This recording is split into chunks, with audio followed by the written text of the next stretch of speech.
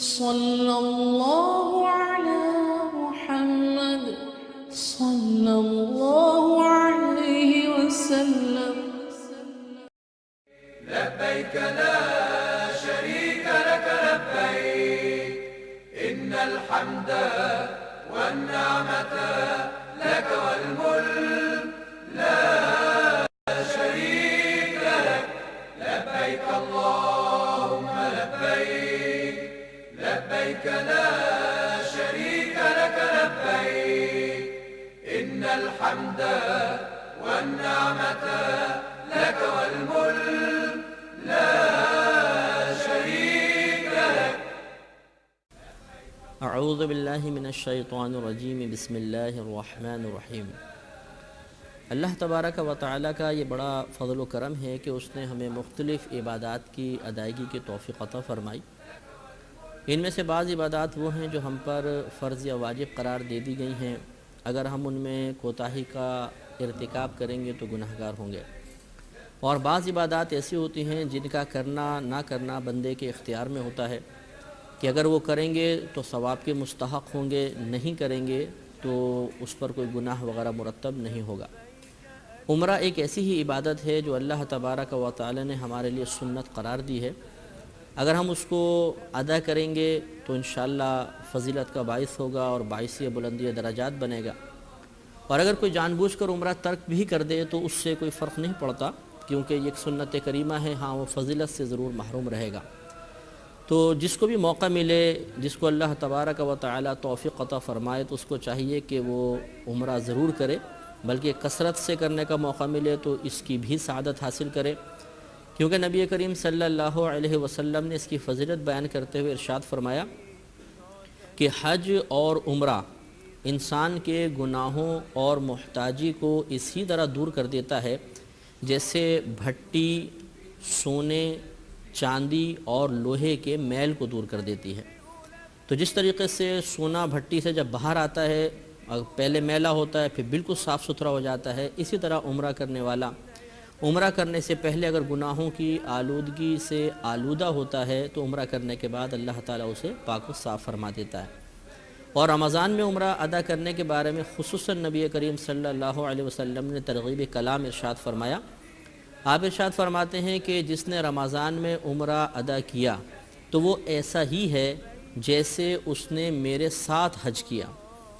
تو اس میں بہت زبردست فضیلت کا بیان ہے. ہمیں چاہیے کہ اگر ممکن ہو سکے تو رمضان میں خصوصاً عمرے کی سعادت حاصل کریں تو انشاءاللہ نبی کریم صلی اللہ علیہ وسلم کے ساتھ گویا کہ حج کی سعادت حاصل ہو گئی. جب انسان کسی بھی عبادت کا ارادہ کرتا ہے تو اس سے پہلے اس کے بارے میں ضروری معلومات کا حاصل کرنا لازم ہے. اگر ہم معلومات حاصل نہیں کریں گے تو اس کے کئی نقصانات ہوتے ہیں. ایک نقصان تو یہ ظاہر ہوگا کہ ہم بہت سی اغلاط میں مبتلا ہو جائیں گے جس کی بنا پر اس مقدس مقام پر پہنچنے کے باوجود، مثلا عمرہ اگر ادا کر رہے ہیں تو یا کوئی بھی عبادت ادا کر رہے ہیں تو اس میں ہم ایسی غلطیوں کا ارتکاب کر بیٹھیں گے جس کی بنا پر شدید گناہ حاصل ہوگا. اور اتنا تو کم از کم ضرور ہے کہ انسان ان فضیلتوں اور برکتوں سے محروم رہ جاتا ہے جو ایک عبادت کو کامل طریقے سے ادا کرنے کے جواب میں حاصل ہوتی ہیں. کم علمی کے ساتھ انسان کبھی بھی عبادت کو کامل طریقے سے ادا نہیں کر سکتا. عمرہ بھی ایک بڑی مقدس عبادت ہے. اسے بھی ہم کامل طریقے سے اور شریعت کے بتائے ہوئے تمام اصولوں کی روشنی میں ادا کریں گے تو انشاءاللہ بہت زیادہ فضیلت کا باعث ہوگا. اور جو فضیلت میں نے آپ کی خدمت میں ابھی عرض کی ہے انشاءاللہ اس میں سے ہمیں بہت زیادہ حصہ ملے گا. تو چند باتیں عمرے سے متعلق ضروری باتیں آپ کی خدمت میں عرض کروں گا. عمرے کی سعادت حاصل کرنے والے خصوصی طور پہ اس کو سماعت فرمائیں، اور جن کو ابھی عمرے کی سعادت حاصل نہیں ہوئی وہ اس نیت سے ان کو سنیں اور ذہن میں محفوظ رکھنے کی کوشش کریں کہ کبھی اللہ تبارک و تعالی آپ کو توفیق عطا فرمائے تو یہ مسائل انشاءاللہ آپ کے لیے نافع رہیں گے. جب انسان عمرے کا ارادہ کرے تو پہلے ضروری کچھ سامان ہوتا ہے، وہ ضرور آپ دھیان میں رکھیں. مثلا مرد حضرات جو ہیں وہ ایک تو احرام کی چادریں یہ 2 جوڑے لے لیں، یعنی ایک تہبند ہوتا ہے، ایک اوپر کی چادر ہوتی ہے، اس طرح 2 جوڑے لے لیے جائیں تو بہت بہتر ہوتا ہے کہ کبھی پاکی ناپاکی کا مسئلہ ہو جاتا ہے، کبھی کپڑے میلے بھی ہو جاتے ہیں تو پھر وہاں پر بدلنے میں آسانی رہے گی. اس کے علاوہ قلم، ڈائری، کوئی ایک بڑا بیگ جو سامان کے لیے ہو، ایک چھوٹا بیگ جس میں آپ اپنا ضروری دستی سامان یعنی پاسپورٹ وغیرہ، ٹریول چیک وغیرہ آپ رکھ سکیں۔ اس کے علاوہ ایک بیلٹ جو احرام باندھنے کے لیے ہو، اور احرام کو ویسے تو وہ سنبھالنے کے لیے ہوتی ہے، لیکن فقہ حنفی کے روح سے احرام کو روکنے کی نیت سے کچھ باندھنا مکروہ ہوتا ہے۔ لہذا فقہاء نے فرمایا کہ اگر اس بیلٹ کو باندھتے ہوئے فقط اپنے پیسوں کی حفاظت کی نیت کی جائے تو پھر کراہت ختم ہو جائے گی۔ لہذا اس نیت سے وہ بیلٹ باندھ سکتے ہیں کہ میں اپنے جو ضروری دستی سامان ہے یا پیسے وغیرہ ہیں وہ اس کی جیب میں رکھوں گا، تو اب اس کا باندھنا باعث کراہت بھی نہیں رہے گا، تو بیلٹ بھی لے لیں۔ اس کے علاوہ جیسے کہ آگے انشاءاللہ عرض بھی کریں گے کہ مرد حضرات کے لیے حالت احرام میں اپنے پاؤں کی جو اوپر کی پشت ہے اس کا ڈھکنا منع ہوتا ہے، لہٰذا ایسا جوتا پہننا جس سے یہ پشت ڈھک جائے یہ غلط ہوگا۔ لہٰذا جانے سے پہلے 1 یا 2 جوڑی ہوائی چپل لے لیں تاکہ اس کی بدی جو ہے وہ خالی اوپر رہیں گی اور یہ ہڈی ہماری خالی رہے گی اور ہم کراہت سے محفوظ رہیں گے۔ اس کے علاوہ ہو سکے تو ایک حج کی کتاب یا عمرے کی کتاب اپنے ساتھ ضرور رکھیں کہ مسائل چاہے ہم کتنا ہی سنیں لیکن جب وہاں پر پہنچتے ہیں تو بسا اوقات بہت سے مسئلے ذہن سے نکل جاتے ہیں، لہذا مسلسل مسائل کو پڑھنا اور ان کو ذہن میں محفوظ رکھنا ضروری ہوتا ہے۔ اس کے علاوہ کچھ نعتوں کی کیسٹیں، خوش الہان نعتوں کی کیسٹیں رکھ لیں تاکہ مدینہ منورہ کے سفر میں خصوصی طور پر ذوق برقرار رہے۔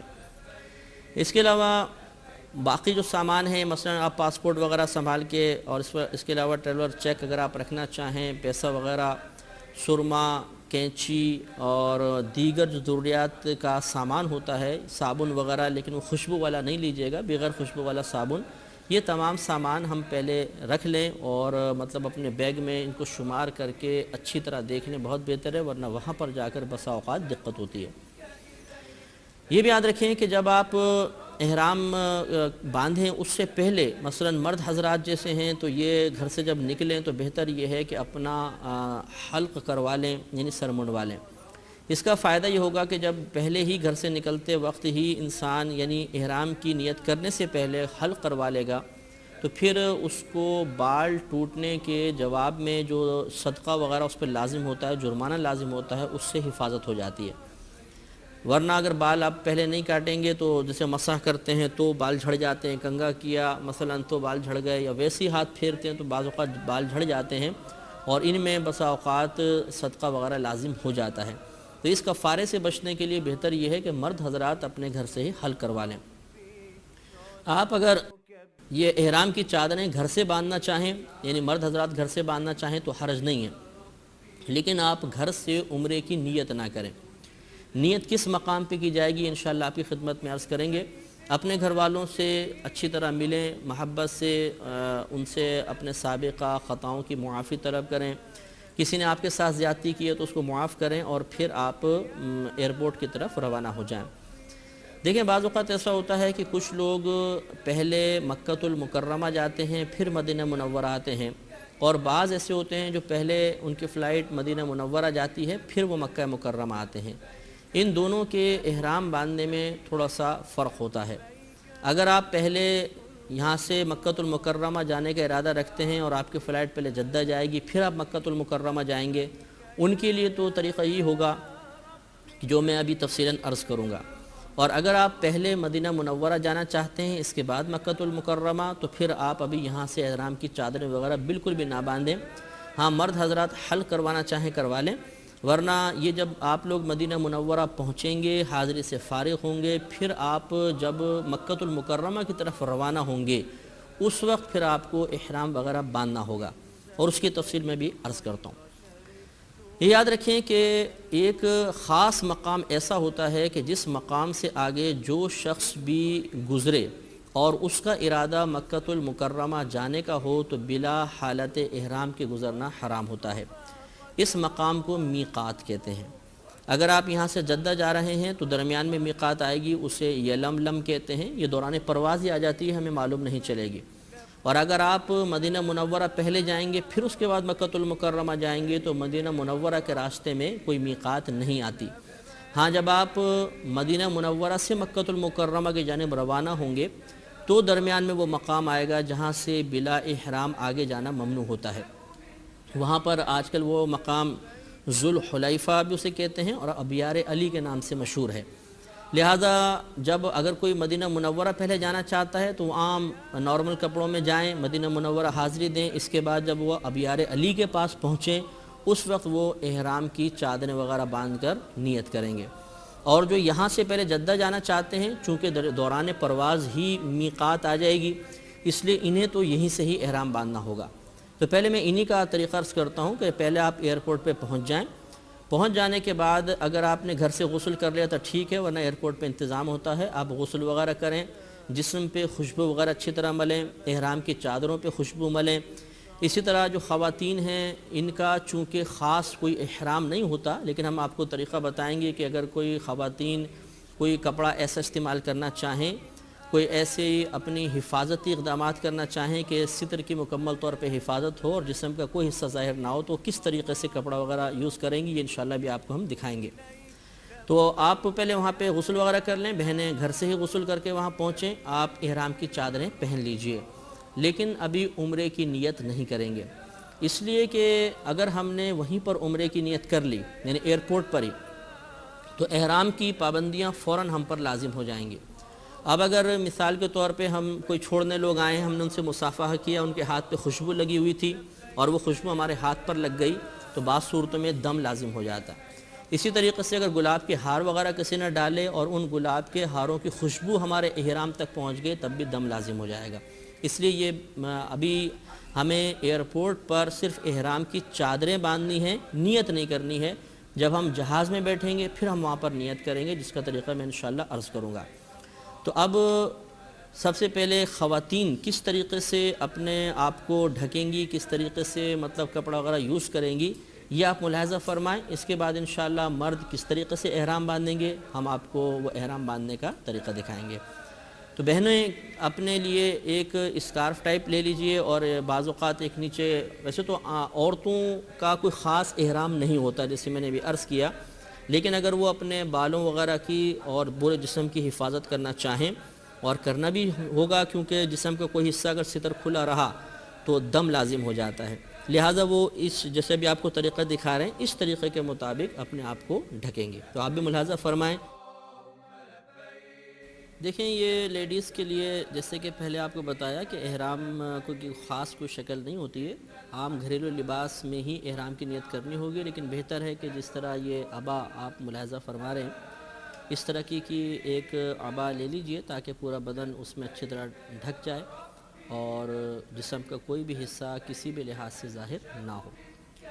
عبا پہن کر بٹن وغیرہ لگا لیجئے اور اچھی طریقے سے مطلب وہ جسم کو ڈھانپ لے تاکہ ہوا وغیرہ اگر تیز ہو بھی تو جسم کا کوئی حصہ ظاہر نہ ہو.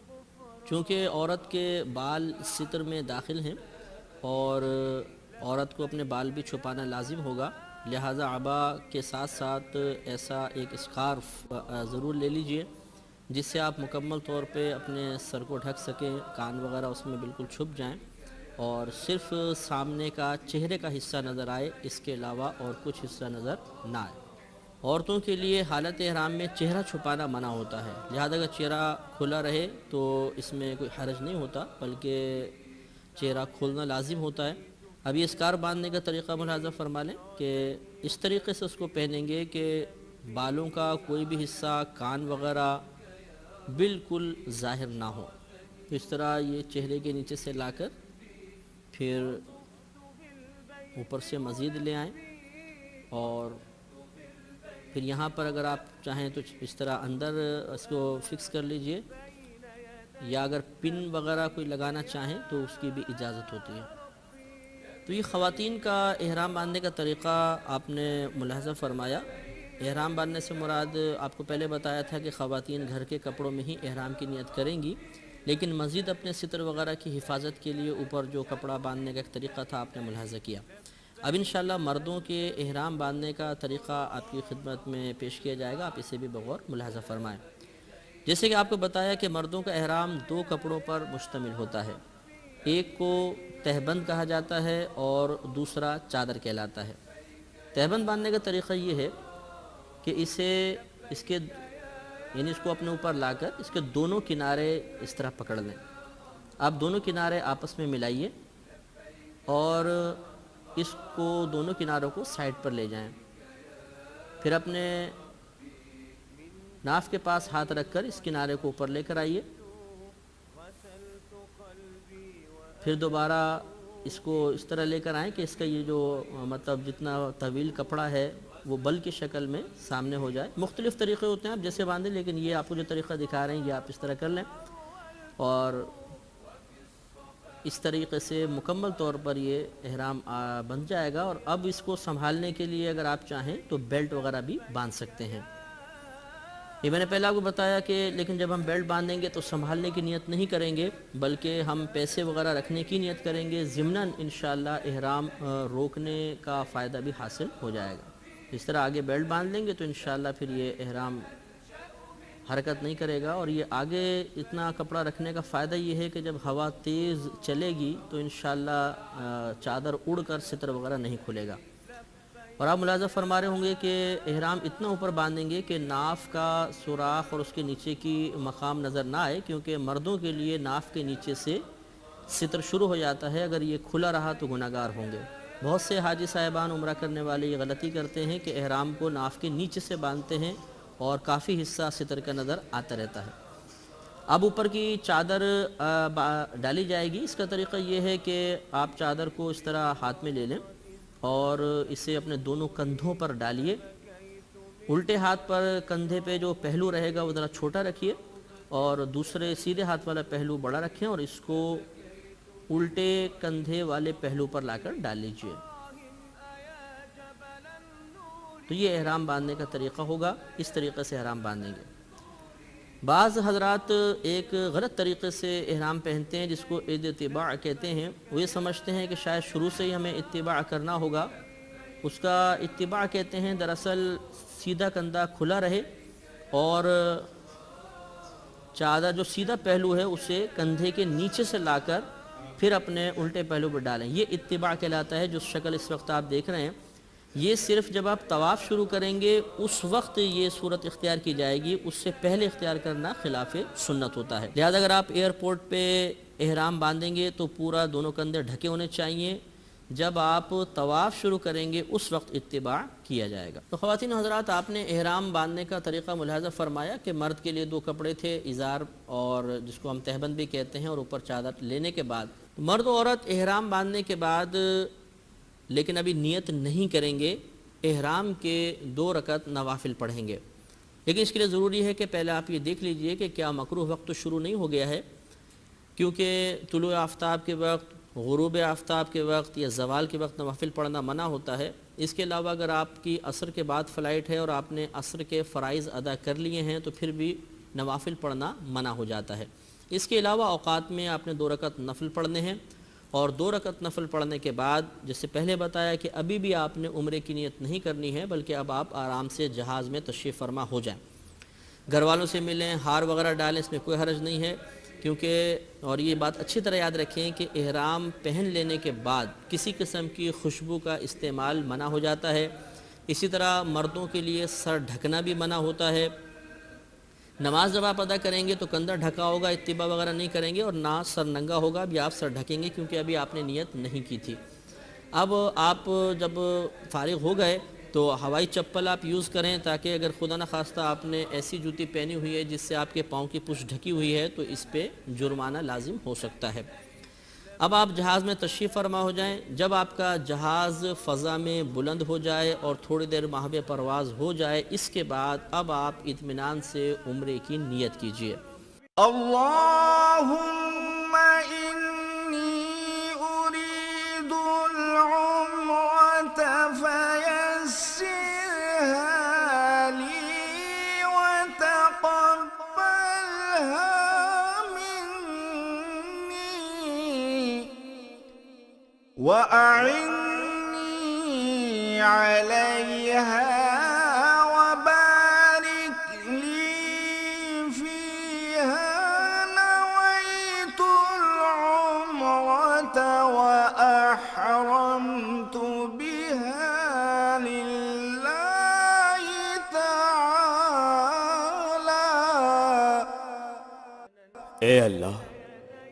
میں عمرے کا ارادہ کرتا ہوں، میرے لیے اسے آسان کر دے اور اسے میری جانب سے قبول فرما اور اس کی درست ادائیگی پر میری مدد فرما اور اسے میرے لیے بابرکت فرما دے۔ میں نے عمرے کی نیت کی اور اللہ عز و جل کے لیے اس کا احرام باندھا۔ آپ کے ساتھ جو حج کی کتاب ہوگی اس میں عمرے کی نیت عربی میں لکھی ہوگی۔ نیت دراصل دل کے پختہ ارادے کو کہتے ہیں، لہٰذا ان عربی کے الفاظ کو دہرانا، زبان سے ادا کرنا، یہ باعث سعادت تو ہے، باعث فضیلت ہے، لیکن لازم نہیں۔ تو آپ دل میں فقط ایسے نیت کر لیں کہ اے اللہ تعالیٰ میں تیری رضا کی خاطر عمرے کا احرام باندھتا ہوں، یا عمرے کے احرام کی نیت کرتا ہوں یا نیت کرتی ہوں، تو آپ کا احرام شروع ہو جائے گا۔ احرام دراصل ایک حالت کا نام ہوتا ہے جس حالت کو اختیار کر لینے کے بعد انسان پر بہت ساری پابندیاں لازم ہو جاتی ہیں، لیکن ہم مجازاً دو بغیر سلی چادروں کو مردوں کے لیے احرام قرار دے دیتے ہیں، عورتوں کے لیے عبا اور اسکارف کو احرام کہہ دیتے ہیں، لیکن حقیقتاً یہ ایک حالت کا نام ہے۔ جب آپ عمرے کی نیت کر لیں گے تو یہ حالت آپ پر طاری ہو جائے گی اور بہت سی چیزوں کی پابندیاں ہمیں کرنی ہوں گی۔ یہ بھی یاد رکھیں کہ جب آپ عمرے کی نیت کر لیں گے، آپ نے احرام باندھا، عمرے کی نیت کر لی، تو پھر ایک مرتبہ لبیک کہنا لازم ہوتا ہے۔ لبیک اللہم لبیک لبیک لا شریک لک لبیک ان الحمد والنعمت لک والملک لا شریک لک۔ میں حاضر ہوں، اے اللہ میں حاضر ہوں، میں حاضر ہوں، تیرا کوئی شریک نہیں، میں حاضر ہوں۔ بے شک تمام خوبیاں، نعمتیں اور ملک تیرے ہی لیے ہے، تیرا کوئی شریک نہیں۔ یہ ایک مرتبہ کہنا لازم ہے، واجب ہے، اور 3 مرتبہ کہنا افضل ہوتا ہے۔ مرد حضرات ذرا بلند آواز سے کہیں گے اور خواتین صرف اتنی آواز سے کہ ان کے کان اپنی آواز کو سنیں، یعنی پست رکھ کر وہ پڑھیں گے۔ اس کی بڑی فضیلت ہے۔ نبی کریم صلی اللہ علیہ وسلم نے ارشاد فرمایا کہ جب حاجی لبیک کہتا ہے تو اس کو خوشخبری سنائی جاتی ہے۔ صحابہ کرام علیہم الرضوان نے پوچھا یا رسول اللہ صلی اللہ علیہ وسلم کیا جنت کی خوشخبری؟ فرمایا کہ ہاں، اس کو جنت کی خوشخبری دی جاتی ہے۔ تو لہٰذا لبیک کہیں گے، اور اب آپ اپنا سفر آسانی سے طے کریں گے۔ درمیان میں میقات آئے گی، آپ کو پتہ نہیں چلے گی، اور وہ میقات یعنی یلملم پار کر کے آپ جدہ پہنچیں گے۔ جدہ ایئرپورٹ پر کسٹم وغیرہ سے فراغت کے بعد پھر آپ نے مکہ المکرمہ روانہ ہونا ہے۔ اب بسا اوقات یہ مطلب رول یہی ہے کہ آپ جب وہاں پر پہنچیں گے تو آپ نے جو پیسے وغیرہ بھرے ہوں گے تو آپ کے معلم کی بس وہاں پر موجود ہوگی جو آپ کو مکہ المکرمہ لے کر جائے گی۔ آپ تمام چیزوں سے فراغت کے بعد اس بس میں یا ویگن وغیرہ میں تشریف فرما ہو جائیں اور اب آپ مکہ کی طرف روانہ ہوں گے۔ مکہ المکرمہ وہ مقدس شہر ہے جس میں نبی کریم صلی اللہ علیہ وسلم نے اپنی ابتدائی زندگی کے پورے 53 سال گزارے ہیں۔ 40 سال آپ نے اعلان نبوت نہیں فرمایا تھا، پھر اعلان نبوت کے بعد 13 سال تک آپ مکہ المکرمہ میں مزید جلوہ افروز رہے، پھر آپ نے مدینہ منورہ ہجرت کی اور 10 سال مزید آپ وہاں پر ظاہری طور پر موجود رہے۔ تو اس طریقے سے 63 سالہ عمر کے پورے 53 سال آپ نے مکہ المکرمہ کی پاکیزہ فضاؤں میں گزارے ہیں۔ تو اتنے مقدس شہر میں جہاں پر قدم قدم پر نبی کریم صلی اللہ علیہ وسلم کی برکات اب بھی موجود ہیں، مشاہدہ کی جا سکتی ہیں، اس مقدس شہر میں آپ داخل ہونے والے ہیں۔ تو جو کیفیات ہم پر طاری ہونی چاہیے، جو ہمارے جذبات ہونے چاہیے، جو احساسات ہونے چاہیے، وہ ہمیں اچھی طریقے سے یہیں پر غور کرنا چاہیے کہ کیا کیفیات، کیا جذبات ہمارے ہونے چاہیے۔ بہتر یہ ہے کہ جب ہم وہاں پر پہنچیں تو بالکل اپنے آپ کو ایک مجرم تصور کریں، جیسے ایک بھاگا ہوا مجرم اپنے آقا کی بارگاہ میں حاضر ہوتا ہے، بھاگا ہوا غلام حاضر ہوتا ہے۔ اس طریقے سے سوچیں کہ ہم بھی گناہگار تھے، بدکار تھے، ہم نے ہزارہا گناہ کیے اور اب اپنے رب کریم کی بارگاہ میں حاضر ہو رہے ہیں، اور وہ بڑا کریم ہے، بہت ہی ہم پر مہربان ہے، اور اپنے کرم سے انشاءاللہ ہماری خطاؤں سے درگزر فرمائے گا۔ تو گناہوں کو یاد کرنا، پچھلی زندگی کی خطاؤں کو یاد کرنا دل کو نرم کر دے گا، اور انشاءاللہ قلبی یہ نرمی ہمارے آنسوؤں کے نکلنے کا سبب بن جائے گی۔ جب مکہ المکرمہ پر پہلی نگاہ پڑے تو درود پاک پڑھیں اور فوراً دعا مانگیں کہ یہ مقبولیت کا موقع ہوتا ہے، اور رونا آئے تو خوب روئیں۔ مکہ المکرمہ بڑا مقدس شہر ہے، اس میں داخل ہونے کے بعد حتی الامکان کوشش کریں کہ کوئی بھی لمحہ آپ کا ضائع نہ ہو، کیونکہ نبی کریم صلی اللہ علیہ وسلم کا فرمان عالی شان ہے کہ مکہ المکرمہ میں ایک نیکی 1,00,000 نیکیوں کے برابر ہے۔ تو آپ وہاں پر جا کے جتنی بھی نیکیوں کا ارتکاب کریں گے، ہر نیکی پر آپ کو 1,00,000 نیکیاں ملیں گی۔ لہذا جیسے ہی آپ مکہ المکرمہ میں داخل ہوں، اس کے بعد ایک لمحہ بھی ضائع کرنا بہت ہی بڑی محرومی کی بات ہوگی۔ لہذا زبان پہ ذکر الہی جاری ہو، اور نبی کریم صلی اللہ علیہ وسلم پہ درود پاک پڑھا جا رہا ہو، اور حالت احرام میں خصوصاً اگر آپ کثرت سے لبیک پڑھیں تو یہ اللہ تعالیٰ کو بہت ہی محبوب ہے۔ لہذا مرد حضرات کو چاہیے کہ کثرت سے لبیک پڑھتے رہیں، خواتین بھی پڑھیں، اور ساتھ ساتھ درود پاک وغیرہ بھی پڑھیں، تو اس میں شرعاً کوئی حرج نہیں ہوتا۔ جب ہم پہلی مرتبہ مکہ المکرمہ پہنچنے کی سعادت حاصل کریں گے تو سب سے پہلے ان تمام طبعی تقاضوں سے فارغ ہو جائیں جو عمرے کی ادائیگی میں کسی بھی طریقے سے خشوع و خضوع کی راہ میں رکاوٹ بن سکتے ہوں۔ لہذا بہتر یہ ہوتا ہے کہ پہلے آپ نے جہاں قیام کرنا ہے ہوٹل وغیرہ میں، وہاں پہنچ جائیں، اپنے کپڑے وغیرہ اپنے سامان وہاں پر رکھیں۔ اگر آپ غسل کی حاجت محسوس کر رہے ہیں تو غسل بھی کر سکتے ہیں۔ حالت احرام میں غسل کرنا منع نہیں ہوتا۔ نہ یہ خیال درست ہے کہ اگر ہم نے احرام کی چادریں اتار دیں تو ہم حالت احرام سے باہر ہو جائیں گے۔ یہ آپ کو پہلے بتایا تھا کہ احرام دراصل ایک خاص حالت اور خاص کیفیت کا نام ہے۔ جب انسان عمرے وغیرہ کی نیت کر لیتا ہے تو وہ اس حالت اور کیفیت میں داخل ہو جاتا ہے، اور اس خاص حالت اور کیفیت میں سنت کریمہ یہ ہے کہ انسان فقط 2 چادروں میں ملبوس ہو جائے۔ لہذا اگر آپ نے وہ 2 چادریں اتار دیں تو وہ جو ایک احرام کی خاص کیفیت اور حالت ہے وہ ختم نہیں ہو جائے گی۔ لہذا آپ کا غسل کرنا بالکل درست ہے، اس میں شرعاً کوئی حرج نہیں ہے۔ فریش ہو جانے کے بعد اگر آپ تھوڑا سا آرام کرنا چاہتے ہیں تو آرام بھی کر سکتے ہیں۔ مکہ المکرمہ میں داخلے کے فوراً بعد ہی عمرہ کرنا واجب نہیں ہوتا، اس لیے آرام کرنے کے بعد بھی آپ جا سکتے ہیں۔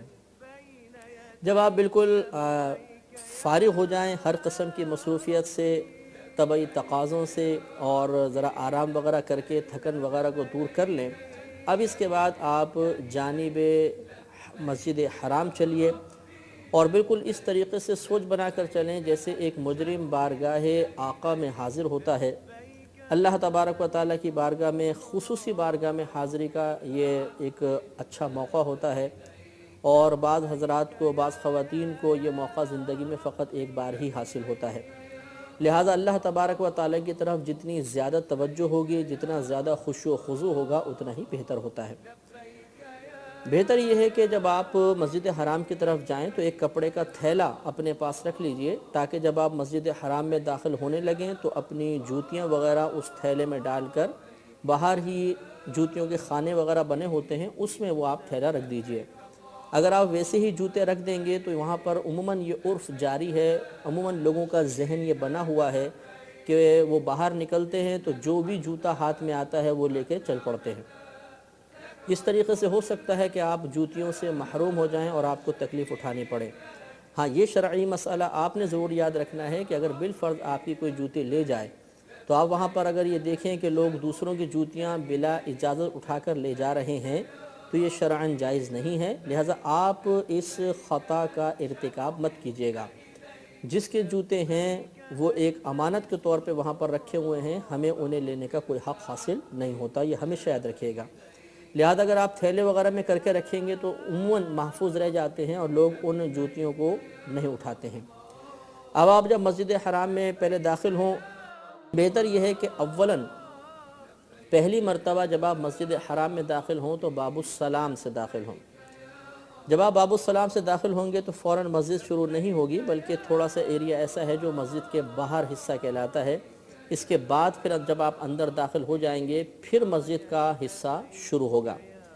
سنت کے مطابق سیدھا قدم رکھ کر داخل ہوں، بسم اللہ الرحمن الرحیم پڑھیں، ایک مرتبہ درود پاک پڑھیں اور پھر مسجد میں داخلے کی دعا بھی پڑھیں، اللہم افتح لی ابواب رحمتک۔ اس کے علاوہ نبی کریم صلی اللہ علیہ وسلم کی سنت کریمہ ہے کہ جب آپ مسجد میں تشریف لاتے تھے تو نفل اعتکاف کی نیت کر لیا کرتے تھے، لہٰذا آپ نفل اعتکاف کی نیت کر لیجئے گا۔ نیت جیسے کہ آپ کو پہلے بتایا کہ کسی بھی کام کے دل میں اس کام کو کرنے کا پختہ ارادہ کریں گے تو یہی اس کام کی نیت کہلائے گی، لیکن اگر آپ زبان سے ادا کر لیں گے تو نیت کو الفاظ کی صورت میں ادا کرنا مستحب ہوتا ہے، لہذا آپ اس طرح کہہ لیں کہ میں نے نیت کی سنت اعتکاف کی، تو آپ معتکف ہو جائیں گے، اور انشاءاللہ جب تک آپ مسجد حرام میں جلوہ افروز رہیں گے، جیسے کہ پہلے آپ کو بتایا کہ مکۃ المکرمہ کی ایک نیکی 1,00,000 نیکیوں کے برابر ہے، لہذا جب آپ یہ نفل اعتکاف کی نیت کر لیں گے تو اب آپ کو 1,00,000 نفل اعتکاف کا ثواب ملے گا۔ اب نگاہیں جھکائے ادب و احترام کے ساتھ آگے بڑھیں، اور جب آپ عین کعبۃ اللہ کے سامنے پہنچ جائیں، یعنی نگاہ اٹھائیں تو کعبۃ اللہ پہ پڑے، تو پھر آہستہ آہستہ اپنی نگاہیں اوپر اٹھائیں، اور ہو سکے تو روئیں، کہ نبی کریم صلی اللہ علیہ وسلم نے ارشاد فرمایا کہ رو کر جو دعا مانگی جاتی ہے وہ مقبولیت کے زیادہ قریب ہوتی ہے، اور اگر رونا نہ آئے تو کم از کم رونے والی شکل بنائیں، اور جیسے ہی کعبۃ اللہ پر پہلی نگاہ پڑے آپ فوراً اللہ کی بارگاہ میں کوئی نہ کوئی دعا کریں، کہ نبی کریم صلی اللہ علیہ وسلم کا فرمان عالی شان ہے کہ کعبۃ اللہ پر نگاہ ڈال کر جو دعا مانگی جائے وہ بارگاہ الہی میں مقبول ہو جاتی ہے، تو انشاءاللہ وہ دعا مقبول ہوگی۔ اب آپ نے طواف کے لیے حاضر ہونا ہے۔ مردوں کے لیے سنت کریمہ یہ ہے کہ وہ اتباع کر لیں۔ اتباع آپ کو پچھلے پروگرام میں بتایا تھا کہ احرام کی چادر کے 2 پہلو ہوتے ہیں، سیدھے والے جو حصہ ہے، کنارہ ہے، اسے کندھے سے اتار کر اس طرح بغل کے نیچے سے نکالیں اور الٹے کندھے کے اوپر ڈال لیں، تو یہ سیدھا کندھا کھل جائے گا اور الٹے کندھے پر دونوں پہلو آ جائیں گے، اس کو اتباع کہتے ہیں۔ اور یہ آپ کو پہلے بتایا تھا کہ طواف کے علاوہ اتباع نہیں کیا جاتا، صرف طواف میں اتباع کرنا سنت کریمہ ہے۔ بہت سے آپ عمرہ کرنے والوں کو یا حج کی اگر آپ کو سعادت ملے تو حجاج کو آپ دیکھیں گے کہ وہ 24 آورز 24 گھنٹے ہی اپنا سیدھا کندھا کھلا رکھتے ہیں، اور سمجھتے ہیں کہ شاید حالت احرام میں سیدھا کندھا کھلا ہی رکھنا چاہیے، اور اسی حالت میں وہ نماز بھی پڑھ لیتے ہیں۔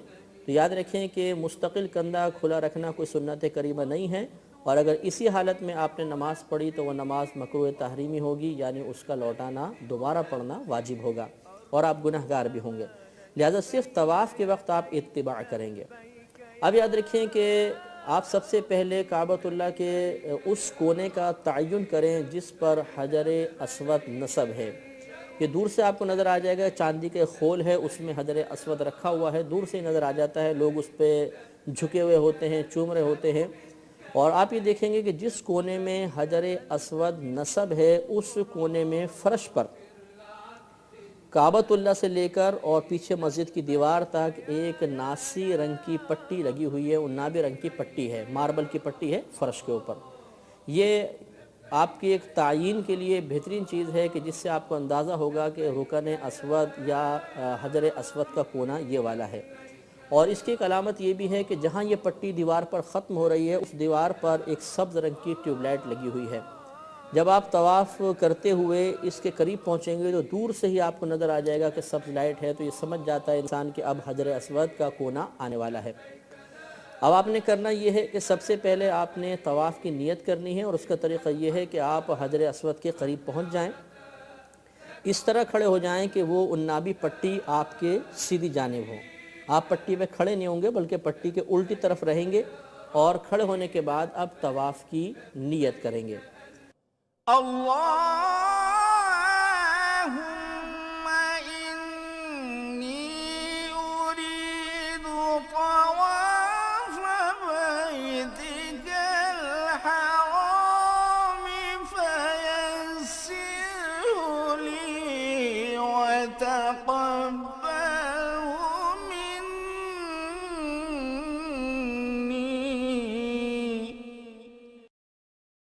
اے اللہ، میں تیرے محترم گھر کے طواف کا ارادہ کرتا ہوں، بس تو اسے میرے لیے آسان فرما دے اور اسے میری جانب سے قبول فرما لے۔ نیت کرنے کے بعد اب آپ اس عنابی رنگ کی پٹی پر کھڑے ہو جائیں۔ جب آپ اس پر کھڑے ہوں گے تو اب حجر اسود عین آپ کے سامنے ہوگا۔ حجر اسود کو چومنا یہ مستحب ہوتا ہے۔ ہمارے نبی کریم صلی اللہ علیہ وسلم کی سنت مستحبہ ہے کہ آپ نے حجر اسود کو بوسہ دیا، لیکن اس میں اطمینان ضرور کر لیا جائے کہ کہیں حجر اسود پر خوشبو وغیرہ تو نہیں لگی ہوئی۔ بعض لوگ ایسے ہوتے ہیں کہ وہ عطر وغیرہ لے کر حجر اسود پر اونڈیل دیتے ہیں۔ حالت احرام میں خوشبو کا استعمال ممنوع ہوتا ہے۔ اگر آپ محسوس فرمائیں کہ حجر اسود پہ کثیر خوشبو ہے تو ہرگز نہ چومیں، کیونکہ اگر آپ نے ہونٹ حجر اسود پر لگائے اور وہ خوشبو آپ کے ہونٹوں پر لگ گئی تو یہ اگر پورے اس ہونٹ پہ لگ گئی تو آپ پر دم لازم ہو جائے گا، یعنی ایک بکرا ذبح کرنا ہوگا۔ اس لیے اگر آپ یہ محسوس کرتے ہیں کہ حجر اسود پہ خوشبو ہے، یا آپ نے یہ محسوس کیا کہ وہاں پہ حجر اسود کے قریب کثیر رش ہے اور بغیر دھکے دیے، بغیر زد و کوب کیے، بغیر دوسرے مسلمانوں کو اذیت دیے ہم حجر اسود کے قریب نہیں پہنچ سکتے، یا آپ نے دیکھا کہ خواتین کا ہجوم کثیر ہے اور اگر آپ حجر اسود کو بوسہ دینا چاہتے ہیں تو آپ کو خواتین کو مس کرتے ہوئے گزرنا ہوگا، یا آپ خاتون ہیں اور آپ یہ دیکھتی ہیں کہ وہاں مردوں کا بہت رش ہے اور آپ اگر اندر جانے کی کوشش کریں گی تو مردوں سے اختلاط بہت زیادہ ہو جائے گا، تو ان تمام صورتوں میں حجر اسود کو چومنا اب سنت نہیں رہے گا۔ اب اس کا طریقہ یہ ہوتا ہے کہ آپ ذرا دور ہٹ کر ہی استلام کر لیں۔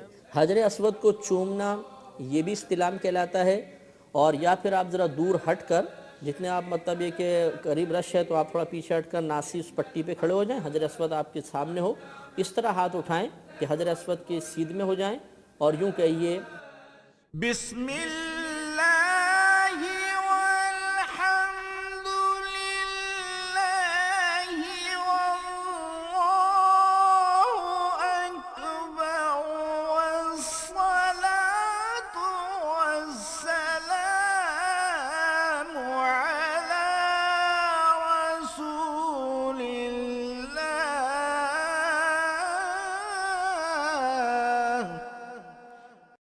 اللہ کے نام سے ابتدا کرتا ہوں، اور تمام خوبیاں اللہ عز و جل کے لیے ہیں، اور اللہ کے رسول پر رحمت و سلامتی نازل ہو۔ یہ کہنے کے بعد اس طرح ہاتھ ہوں گے آپ یہ کہیں، اور کہنے کے بعد پھر آپ ہاتھ نیچے کر لیجئے اور اب آپ طواف کا آغاز کریں گے۔ اور اگر حجر اسود کو چومنے کا موقع ملے تو بہت اچھا ہے، چوم لیجئے۔ چومنے کا موقع نہ ملے، دور سے آپ جسے کر رہے ہیں تو اس طرح کرنے کے بعد اپنے ہاتھوں کو بوسہ دے لیں تو یہ استلام ہو جائے گا۔ تو حجر اسود کو چومنا یا دور سے حجر اسود کی طرف اشارہ کر کے اپنے ہاتھوں کو بوسہ دے لینا یہ استلام کہلاتا ہے۔ یہ ابتدا میں اچھی طرح یاد رکھیں کہ آپ کو چکر 7 لگانے ہوں گے لیکن استلام 8 کرنے ہوں گے۔ ہر چکر سے پہلے استلام ہوگا اور جب آپ 7واں چکر پورا کر لیں گے تو اس کے بعد مزید استلام کرنا ہوتا ہے۔ اس طرح ہمیشہ جب بھی آپ طواف کریں گے تو چکر 7 ہوں گے اور استلام 8۔ اب آپ نے دیکھیں پٹی کے آپ لیفٹ سائڈ پہ کھڑے ہوئے تھے، آپ نے نیت کی تھی، پھر پٹی پہ کھڑے ہونے کے بعد استلام کیا۔ اب آپ تھوڑا سا سائڈ میں سرک جائیں اور پٹی سے سیدھی جانب ہو جائیں۔ سیدھی جانب ہوتے ہی فوراً آپ اپنا رخ اس طرح تبدیل کریں کہ کعبۃ اللہ آپ کے الٹے ہاتھ کی طرف ہو جائے، لیفٹ سائڈ پر ہو جائے، اور اب آپ نے طواف شروع کرنا ہے۔ طواف اینٹی کلاک وائز ہوتا ہے، یعنی گھڑی کی سوئی اس کے مخالف سمت میں اس طریقے سے طواف ہوگا۔ مرد حضرات کے لیے سنت کریمہ یہ ہوتا ہے کہ وہ پہلے 3 چکروں میں رمل کریں گے۔ رمل کا مطلب یہ ہوتا ہے کہ عام نارمل حالت سے تھوڑا سا تیزی کے ساتھ چلنا اور ذرا اکڑ کر چلنا۔ ہمارے نبی کریم صلی اللہ علیہ وسلم جب عمرے کے لیے فرسٹ ٹائم تشریف لے کر آئے تو اس وقت کفار چاروں طرف موجود تھے، تو آپ نے صحابہ کرام کو رمل کا حکم دیا تاکہ کفار پر رعب طاری ہو جائے۔ تو صحابہ کرام سب نے پہلے 3 چکروں میں رمل فرمایا۔ خود نبی کریم صلی اللہ علیہ وسلم کی بھی سنت کریمہ ہے تو کفار پہ رعب طاری ہو گیا۔ اب اگرچہ وہاں پہ کفار موجود نہیں ہیں لیکن نبی کریم صلی اللہ علیہ وسلم کی سنت کی یہ ادائیگی انشاءاللہ قیامت تک جاری و ساری رہے گی۔ جتنا آپ کعبۃ اللہ کے قریب طواف کر سکتے ہیں اتنا ہی افضل ہے، لیکن بسا اوقات ایسا ہوتا ہے کہ آپ اگر قریب ہوں گے تو ہر شخص کی چونکہ خواہش ہوتی ہے کعبۃ اللہ کے قریب رہنے کی، تو بہت شدید رش ہو جاتا ہے اور رش کی وجہ سے انسان صحیح طریقے سے رمل نہیں کر پاتا۔ اگر آپ یہ محسوس کریں کہ رش کی وجہ سے رمل درست نہیں ہو رہا تو آپ ذرا دور ہٹ کر ذرا لمبا چکر لگا لیں، لیکن رمل کی سنت ضرور پوری کریں۔ لیکن یہ یاد رکھیں کہ یہ سنت کریمہ ہے، لہٰذا کسی نے جان بوجھ کر رمل چھوڑ دیا یا اس کو یاد ہی نہیں رہا اور وہ تمام چکر اس نے نارمل حالت میں کر لیے، تب بھی کوئی جرمانہ یا دم وغیرہ لازم نہیں ہوتا ہے۔ تو اب جیسے ہی آپ ناسی پٹی سے سیدھی جانب ہوئے، آپ نے رخ تھوڑا سا اس طرح تبدیل کیا کہ کعبۃ اللہ آپ کی لیفٹ سائڈ آ گیا، اب آپ نے چکر لگانا شروع کرنا ہے۔ یاد رکھیے کہ جس کونے پر حجر اسود ہے اسے رکن اسود کہتے ہیں، اس کے بعد رکن عراقی آتا ہے، یعنی دوسرا کونے کو رکن عراقی کہتے ہیں، پھر تیسرے کونے کو رکن شامی کہتے ہیں، اور چوتھا کونا رکن یمانی کہلاتا ہے۔ جب آپ طواف شروع کریں گے تو پھر مخصوص اس کی کچھ طواف کی دعائیں ہوتی ہیں، وہ انشاءاللہ دعائیں ابھی آپ کو بتائی جائیں گی۔ کوشش یہ کرنی ہے کہ چکر پورا کرتے کرتے وہ دعا ختم کر لیں، یعنی رکن یمانی پر پہنچنے تک وہ دعا ختم ہو جائے، اس حساب سے آپ دعا شروع کریں۔ اگر کسی کو دعا یاد نہ ہو، اس کے پاس کوئی کتاب وغیرہ موجود نہ ہو، تو ضروری نہیں ہے دعا پڑھنا، یہ سنت کریمہ ہے، اس کے متبادل وہ درود پاک پڑھتا رہے۔ اور اگر آپ کے پاس کوئی کتاب موجود ہے یا آپ کو زبانی یاد ہے تو آپ زبانی پڑھ لیں، یا کتاب کو دیکھ کر پڑھنا چاہیں تب بھی پڑھ سکتے ہیں۔ یہ بھی یاد رکھیے کہ آپ دیکھیں گے کہ بعض لوگ ایسا ہوگا کہ ایک شخص آگے چل رہا ہوگا، اس کے ہاتھ میں کتاب ہوگی، وہ بلند آواز سے دعا پڑھے گا اور پیچھے سب لوگ اس آواز کو سن کر وہ دعا پڑھنے کی کوشش کر رہے ہوں گے۔ یہ سنت کریمہ نہیں ہے۔ بلند آواز سے دعا پڑھنا خلاف سنت ہے، اسی طرح ایک شخص کا پڑھنا اور سب کا بآواز بلند اس کو دہرانا، یہ بھی خلاف سنت طریقہ ہے۔ سنت طریقہ یہ ہے کہ بس اتنی آواز سے آپ پڑھیں کہ آپ کی آواز آپ کے کانوں تک پہنچ جائے۔ تو جب پہلا طواف چکر شروع ہوا، آپ دعا شروع فرما لیں اور رکن یمانی پر پہنچنے سے پہلے اس دعا کو ختم کر لیں۔ رکن یمانی پر پہنچ کر آپ نے دعا کو ختم کر لیا، اب آپ رکن یمانی سے رکن اسود کی طرف آ رہے ہیں۔ رکن یمانی سے رکن اسود تک جو درمیان کا راستہ ہے، یہ دعا کی مقبولیت کے لیے بہت زیادہ اثر رکھتا ہے، لہٰذا اس میں خاص طور پر آپ چلتے چلتے ہی دعا فرمائیں۔ اور یاد رکھیں کہ کسی بھی کونے پر آپ نے رکنا نہیں ہے اور نہ اپنا رخ کعبۃ اللہ کی سمت کرنا ہے، یعنی سینہ کعبۃ اللہ کی سمت نہ ہو۔ بہت سے لوگوں کو آپ دیکھیں گے رکن یمانی کے پاس سے گزرتے ہوئے دور سے ہاتھ ہلا رہے ہوں گے یا یوں استلام کر رہے ہوں گے، یہ سب خلاف سنت طریقہ ہے۔ آپ نارمل حالت میں ہی گزریں۔ ہاں اگر قریب سے بہت ہی قریب سے طواف کا موقع ملے تب اپنا بایاں ہاتھ بڑھا کے آپ رکن یمانی کو چھو سکتے ہیں حصول برکت کے لیے، لیکن اگر آپ دور ہیں تو پھر چھونے کی کوئی ضرورت نہیں، یعنی استلام وغیرہ کرنے کی پھر کوئی ضرورت نہیں ہے، آپ نارمل حالت میں اپنا چکر پورا فرمائیں۔ جب آپ رکن یمانی سے رکن اسود کی طرف جائیں گے تو دیوار کی طرف آپ نگاہ اٹھائیے تو آپ کو سبز ٹیوب لائٹ نظر آ جائے گی، اس بات کی علامت ہے کہ اب وہ ناسی رنگ کی پٹی دوبارہ قریب آنے والی ہے۔ جب آپ اس پٹی کے قریب آ جائیں تو پھر اسی طریقے سے اب آپ نے طواف کی نیت نہیں کرنی ہے، کیونکہ نیت آپ پہلی مرتبہ کر چکے ہیں۔ اب آپ سیدھے آ کے اس پٹی پر کھڑے ہو جائیں اور اپنا رخ پھر حجر اسود کی طرف کر لیں۔ اگر چومنے کا موقع ملے بہت اچھی بات ہے، اگر موقع نہ ملے کوئی شرعی قباحتیں ہوں تو اسی طرح جس طرح آپ کو پہلے بتایا دور سے اس طرح ہاتھ کر کے وہی بسم اللہ والحمدللہ واللہ اکبر والصلاة والسلام علی رسول اللہ کہہ کر اپنے ہاتھوں کو بوسہ دیں اور پھر پٹی سے سیدھی جانب اتر جائیں اور فوراً اپنا رخ پھیر لیں، اس طرح کہ کعبۃ اللہ آپ کی لیفٹ سائڈ ہو جائے، اور پھر آپ رمل کرتے ہوئے اگلا چکر شروع کر دیں۔ حسب سابق رکن یمانی سے رکن اسود تک آپ کوئی بھی دعا مزید مانگ سکتے ہیں۔ اب آپ دوسرا چکر پورا کر کے پھر پٹی کے قریب پہنچ جائیں گے، پٹی پہ کھڑے ہوں، پھر استلام کریں اور تیسرا چکر شروع کریں اور رمل بھی کرتے جائیں۔ حسب سابق رکن یمانی سے رکن اسود تک جو دعا مانگنے چاہیں مانگیں، پھر پٹی پر پہنچیں، استلام کریں اور چوتھا چکر شروع فرمائیں۔ چوتھے چکر میں اب آپ نے رمل نہیں کرنا ہے، کیونکہ پہلے 3 چکروں میں سنت تھا، اب آپ نے بقیہ 4 پھیرے بالکل نارمل حالت میں ادا کرنے ہیں۔ ہاں دعا آپ پڑھتے رہیے۔ چھٹا چکر مکمل کرنے کے بعد پھر آپ حسب سابق حجر اسود پر آئیں گے، استلام کریں گے اور 7واں اور آخری چکر شروع کریں گے، اور اب آپ جب رکن یمانی پر پہنچیں گے تو آپ کا 7واں چکر اختتام پذیر ہونے والا ہے۔ اب آپ رکن یمانی سے رکن اسود تک جو دعا مانگنا چاہیں مانگتے چلے آئیں، اور اب آپ اسی طریقے سے پٹی پر کھڑے ہوں گے اور حجر اسود کا استلام کریں گے. جیسے پہلے آپ کو بتایا تھا کہ چکر 7 ہوتے ہیں اور استلام 8 ہوتے ہیں. یہ 7واں چکر مکمل کرنے کے بعد اب آپ استلام کریں گے تو آپ کا طواف مکمل ہو گیا. یہاں ایک بات یاد رکھیے گا کہ دوران طواف آپ یہ دیکھیں گے کہ جس جگہ پر طواف کیا جاتا ہے اس کو مطاف کہتے ہیں، اور اس مطاف پر بہت سارے لوگ نماز بھی پڑھ رہے ہوں گے.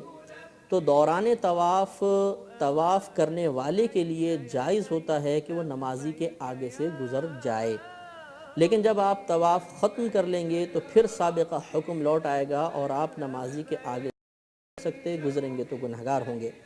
لہٰذا بہت احتیاط کرتے ہوئے اب آپ کو مقام ابراہیم پر آنا ہے. حجر اسود کے تھوڑا سا آپ آگے ہی دیکھیں گے، آپ کو قریب ہی نظر آئے گا مقام ابراہیم.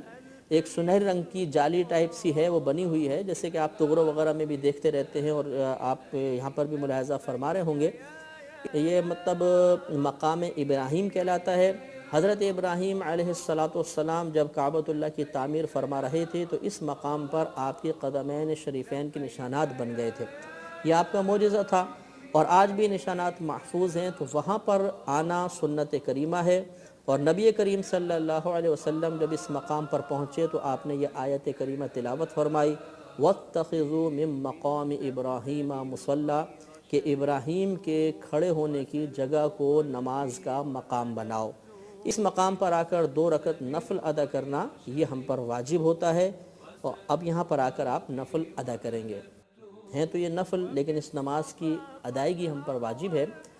اس لیے چونکہ نوافل ہے تو ہمیں دیکھنا ہوگا کہ کیا اس وقت کوئی مکروہ وقت تو نہیں ہے، یعنی طلوع آفتاب، غروب آفتاب یا زوال کا وقت نہیں ہونا چاہیے. اگر نہ ہو تو مقام ابراہیم پر 2 رکعت نماز ادا کریں گے.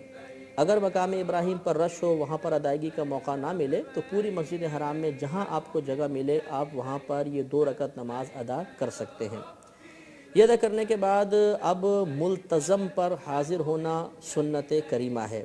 یاد رکھیں کہ رکن اسود اور کعبۃ اللہ کی جو چوکھٹ ہے اس کے درمیان جو حصہ ہے اس کو ملتزم کہتے ہیں. حقیقتاً یہ ملتزم ہے. ویسے آپ یہ دیکھیں گے کہ لوگ کعبۃ اللہ کے دروازے میں لٹکے ہوئے دعا کر رہے ہوں گے، لیکن یہ ملتزم کہلاتا ہے، اور یہاں پر بہت ہی دعا کے لیے مقبولیت والا مقام ہے، اور نبی کریم صلی اللہ علیہ وسلم کی سنت کریمہ بھی ہے. اگر وہاں پر زیادہ رش نہ ہو تو آپ وہاں پہنچ کر ضرور دعا مانگیں، لیکن اگر رش ہو تو دعا مانگنا چونکہ مستحب ہے اور لوگوں کو اذیت دینا گناہ ہوتا ہے، لہٰذا ایک مستحب کام کے لیے اذیت دینے کی اجازت نہیں ہوتی ہے. اب آپ قریب نہ جائیں اور دور سے ہی دعا مانگیں، اللہ تعالیٰ قبول فرمائے گا. اس کے بعد آب زمزم نوش کرنا سنت کریمہ ہے. تو آپ ذرا سا پیچھے ہٹیں گے تو آب زمزم کے کولرز لگے ہوئے ہیں. پہلے تو انڈر گراؤنڈ راستہ تھا اور وہاں پہ باقاعدہ نلکے وغیرہ لگا لیے گئے تھے، لیکن اب قلت جگہ کی وجہ سے وہ جگہ بند کر دی گئی ہے اور پیچھے کولرز وغیرہ رکھے ہوئے ہیں. وہاں پر آپ آب زمزم نوش فرمائیں. آب زمزم پینے کی سنت یہ ہوتی ہے کہ کعبۃ اللہ کی طرف رخ کر لیں اور کھڑے ہو کر آب زمزم پینا سنت کریمہ ہے. بسم اللہ الرحمن الرحیم پڑھیں اور آب زمزم اپنی بوتل وغیرہ میں بھر لیں یا گلاس وغیرہ یا کپ وغیرہ سے آپ پئیں، لیکن کوشش یہ کیجئے کہ آب زمزم بالکل ضائع نہ ہو. بعض لوگ اس پانی کی کثرت کو دیکھتے ہوئے سمجھتے ہیں کہ شاید ہمارے لیے اس پانی کو ضائع کرنا جائز ہے. ایسا مناسب نہیں ہے. تو آپ آب زمزم کو پیٹ بھر کر پئیں. نبی کریم صلی اللہ علیہ وسلم نے ارشاد فرمایا کہ ہم میں اور منافقین میں یہ فرق ہے کہ ہم آب زمزم کو پیٹ بھر کر پیتے ہیں. لہذا خوب پیٹ بھر کر پئیں، اس سے کوئی نقصان نہیں ہوتا، کوئی سائیڈ ایفیکٹ نہیں ہے، بلکہ اس کے فائدے ہی فائدے ہیں. اور یہ بھی یاد رکھیں کہ آب زمزم کو جس بھی نیت سے پیا جائے اللہ تبارک و تعالی اس نیت کو پورا فرما دیتا ہے. لہٰذا آپ اس نیت سے پیجئے کہ اللہ تعالیٰ مجھے گناہوں سے نجات عطا فرمائے، میرے سابقہ گناہوں کا اس کو کفارہ بنا دے، مجھے حافظے کی قوت عطا فرمائے، اللہ تبارک و تعالیٰ مجھے جنت الفردوس میں داخلہ عطا فرمائے. نبی کریم صلی اللہ علیہ وسلم ارشاد فرماتے ہیں کہ جو آب زمزم کو جس بھی نیت سے پیے گا اللہ تبارک و تعالیٰ اس کی یہ نیت پوری فرما دے گا. اللهم إني أسألك علما نافعا ورزقا واسعا وشفاء من كل داء اب آپ کو سعی کرنی ہے، لیکن یاد رکھیں کہ فوراً سعی کرنا کوئی واجب نہیں ہوتا، لہذا اگر آپ تھک گئے ہیں یا جیسے آپ کے ساتھ کچھ ضعیف لوگ ہیں، کمزور ہیں اور فوراً سعی کی ہمت نہیں رکھتے ہیں تو آپ تھوڑی دیر آرام کر سکتے ہیں، آرام کرنے کے بعد اب آپ سعی کریں گے۔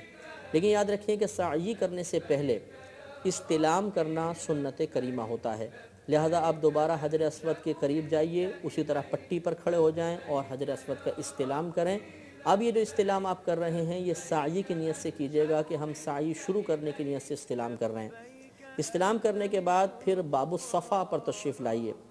یہ دراصل دو پہاڑیاں ہیں، ایک صفا ایک مروہ، ان کے جو دروازے ہیں وہ باب الصفا باب المروہ کہلاتے ہیں۔ آپ دروازے سے باہر نکلیں گے تو یاد رکھیے کہ صفا اور مروہ یہ مسجد سے خارج حصہ ہے، لہذا جب آپ اس ایریا میں داخل ہونے لگیں تو سنت کے مطابق مسجد سے باہر نکلتے ہوئے الٹا قدم نکالیں اور مسجد سے باہر نکلنے کی دعا بھی پڑھیے۔ اب ان پہاڑیوں پہ صفا و مروہ پہ اس طرح فرش کر دیا گیا ہے تو یہ بلند ایسا نظر آتا ہے اور تھوڑی سی اوپر پہاڑیاں آپ کو نظر آ رہی ہوں گی۔ بعض لوگ ان پہاڑیوں پہ بہت ہی اوپر چڑھ جاتے ہیں اور مختلف قسم کی حرکات کرتے ہیں، کوئی تو رومال لے کے اس طرح کعبۃ اللہ کو دکھا رہا ہوتا ہے، کوئی اس طرح اشارے کر رہا ہوتا ہے، کوئی استلام کر رہا ہوتا ہے، کوئی بہت اونچا چڑھ کر دعا مانگ رہا ہوتا ہے۔ یہ سب خلاف سنت طریقے ہیں۔ سنت یہ ہے کہ تھوڑا سا آپ اوپر چڑھیں، یعنی جہاں تک وہ فرش بنا ہوا ہے تھوڑا سا آپ اوپر چڑھ جائیں اور اپنا رخ کعبۃ اللہ کی سمت کر لیں اور اللہ تبارک و تعالیٰ کی بارگاہ میں دعا مانگیں اور سعی کی نیت کر لیں۔ سعی کی نیت بھی ویسے ہی ہوگی کہ آپ دل میں ارادہ کر لیں کہ یا رب کریم میں تیری رضا کی خاطر سعی کر رہا ہوں، اور آپ چاہیں تو اس نیت کو ان الفاظ میں ادا کر لیں۔ اللهم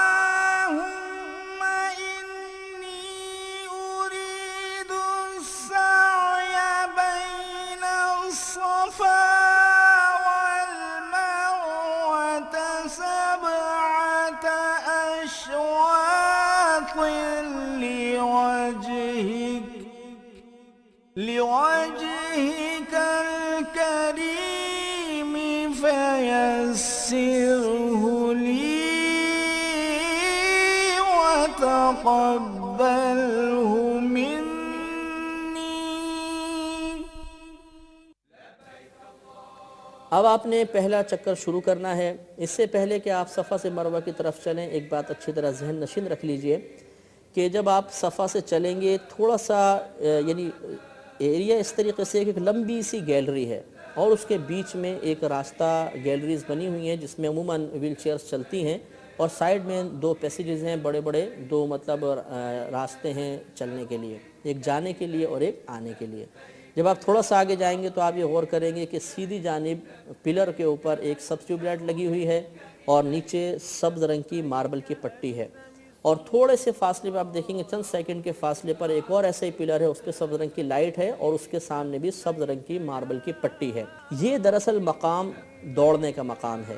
تو آپ صفا سے مروہ کی طرف چلیں گے تو پہلے نارمل حالت میں چلتے رہیں گے، جب اس سبز ماربل کی پٹی کے قریب پہنچیں گے تو اب مرد حضرات کے لیے سنت کریمہ یہ ہے کہ وہ مہذبانہ انداز میں دوڑنا شروع کریں گے۔ ہماری بہنیں نہیں دوڑیں گی، خواتین کے لیے حکم یہی ہے کہ وہ نارمل حالت میں چلیں گی۔ ہاں اگر ساتھ میں جینٹس ہیں جس سے بعض خواتین ان کا احرام وغیرہ پکڑ کے چل رہی ہوتی ہیں تو وہ تھوڑا سا تیز چل لیں تو حرج بھی نہیں، ویسے دوڑنا مردوں کے لیے سنت کریمہ ہے۔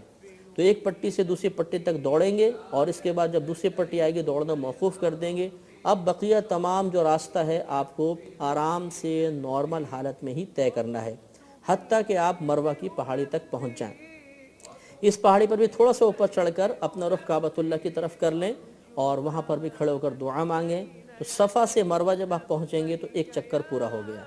اب اس کے بعد پھر آپ مروہ سے صفا کی طرف آئیں گے، درمیان میں ویسے ہی 2 سب ماربل کی پٹیاں آئیں گی، ان میں دوڑنا ہے، آپ صفا تک پہنچ جائیں گے، وہاں جا کر بھی دعا مانگیے۔ یہ 2 چکر پورے ہو گئے۔ اس طرح آپ کو 7 چکر پورے کرنے ہیں۔ ابتدا صفا سے ہوگی اور انتہا مروہ پر ہوگی۔ اب آپ مکمل طور پر عمرے سے فارغ ہو چکے ہیں، صرف اب احرام کی پابندیوں سے باہر آنا ہے۔ اس کے لیے حلق یا تقصیر کروانا ہوگا۔ حلق کا مطلب اپنا پورا سر منڈوانا ہے اور تقصیر کا مطلب یہ ہے کہ اپنے سر کے تمام بالوں کو کم از کم 1 پورے کے برابر کاٹنا۔ یا اگر پورے سر کے بالوں کو آپ نہ کاٹنا چاہیں تو کم از کم سر کے چوتھے حصے کے بال، یعنی سر کو 4 حصوں میں تقسیم کر لیں، کم از کم پورے ایک حصے کے بال ایک پورے کے برابر کٹنے چاہیے۔ بعض لوگ جو اپنے چھوٹے سے بالوں کی لٹ لے کے کاٹ لیتے ہیں یا بہنیں تھوڑی سے بال لے کے کاٹ لیتی ہیں، یہ تقصیر نہیں ہے اور اس کی بنا پر انسان حالت احرام سے باہر نہیں ہوگا۔ لہٰذا بہنیں اگر چوٹیاں کاٹنا چاہتی ہیں، یعنی نیچے سے بال کاٹنا چاہیں تو پوری چوٹیوں کو پکڑیں، کیونکہ وہ پورے سر سے آ رہے ہوتے ہیں اور پھر ایک پورے کے برابر وہ کاٹ سکتی ہیں۔ مرد بھی اگر تقصیر کرنا چاہیں تو کم از کم اپنے 1/4 سر کے بال ایک پورے کے برابر کاٹیں گے، اور بہتر اور مستحب یہ ہوتا ہے کہ پورے سر کے بال ایک پورے کے برابر کٹوائیں، اور سب سے افضل طریقہ یہ ہوتا ہے کہ مرد حلق کروائیں، کہ نبی کریم صلی اللہ علیہ وسلم نے حلق کروانے والوں کے لیے خاص طور پہ دعا فرمائی ہے۔ یاد رکھیں کہ حالت احرام میں اپنے بال کاٹنا یا کسی اور کے بال کاٹنا ممنوع ہوتا ہے، لیکن جب احرام کھلنے کی حالت آئے گی، احرام کھلنے کا وقت آئے گا، اس وقت محرم حضرات ایک دوسرے کے بال کاٹ سکتے ہیں۔ لہٰذا اگر ایک محرم دوسرے کا سر مونڈے اور دوسرا پہلے کا مونڈ لے تو یہ بالکل شرعاً جائز ہے، اس میں کوئی دم وغیرہ لازم نہیں ہوتا۔ حلق یا تقصیر کروانے کے بعد آپ احرام کی پابندیوں سے باہر ہو گئے، اب آپ نارمل کپڑے پہن سکتے ہیں۔ اب اگر آپ اگلا طواف کرنا چاہتے ہیں، یعنی اگلا عمرہ کرنا چاہتے ہیں، تو اس کے لیے ضروری ہوگا کہ آپ حدود حرم سے باہر جائیے۔ وہاں پر آج کل یہ مسجد عائشہ مشہور ہے، وہاں پہ سیدہ عائشہ صدیقہ رضی اللہ تعالی عنہا سے احرام باندھنا منقول ہے۔ تو آپ مسجد حرام سے جب باہر تشریف لائیں گے تو وہاں بسیں ہوں گی، 1 یا 2 ریال لیتی ہیں اور وہ آوازیں لگا رہے ہوتے ہیں مسجد عائشہ کی، آپ اس میں بیٹھیے، مسجد عائشہ پہنچیں، وہاں پر غسل خانے وغیرہ بہت بہترین موجود ہے، آپ غسل وغیرہ کریں، قریبی مسجد ہے، اسی طریقے سے احرام کی 2 نوافل ادا کریں اور پھر بس میں بیٹھ کر آپ مسجد حرام آئیں اور وہاں پر آپ جتنے مرضی عمرے ادا کریں۔ لیکن ہر نیا عمرہ ادا کرنے کے لیے آپ کو حدود حرم سے باہر مسجد عائشہ میں جانا ہوگا، لیکن یہ ضروری نہیں کہ آپ مسجد عائشہ ہی جائیں، اگر کسی اور سمت آپ جانا چاہتے ہیں تو جا سکتے ہیں، لیکن حدود حرم سے باہر جانا ضروری ہوتا ہے اور پھر آپ احرام کے ساتھ دوبارہ حرم میں داخل ہوں گے۔ اگر آپ چاہیں تو نفلی طواف بھی کر سکتے ہیں، نفلی طواف کے لیے احرام شرط نہیں ہوتا، نارمل کپڑوں میں آپ چکر لگائیں، لیکن جب بھی آپ نفلی طواف کریں گے تو اسی طریقے سے استلام 8 ہوں گے، طواف 7 ہوں گے، اور اس طواف کو کرنا عبادت ہوتا ہے، عمرے کرنا عبادت ہے، اپنی طرف سے کریں، مرحومین کی طرف سے کریں، کثرت سے کریں، اور خاص طور پر نبی کریم صلی اللہ علیہ وسلم کی طرف سے ایک عمرہ خصوصی طور پر کریں اور آپ کی بارگاہ میں ہدیۃ تحفتاً پیش کریں، انشاءاللہ عز و جل میدان محشر میں آپ کو اس کا بہترین بدلہ دیا جائے گا۔ جب آپ ان تمام مناسک سے فارغ ہو گئے اور آپ نے مکہ المکرمہ میں اپنا کوئی وقت ضائع نہیں کیا، یہ ہمارا حسن ظن ہے کہ نہیں کرنا چاہیے، اب آپ مدینہ منورہ کی طرف روانہ ہوں گے۔ اگر آپ کو خریداری وغیرہ کرنا چاہیں تو ضرور تبرکات مکہ المکرمہ سے لیں، اور اب آپ مدینہ منورہ کی جانب جائیں گے۔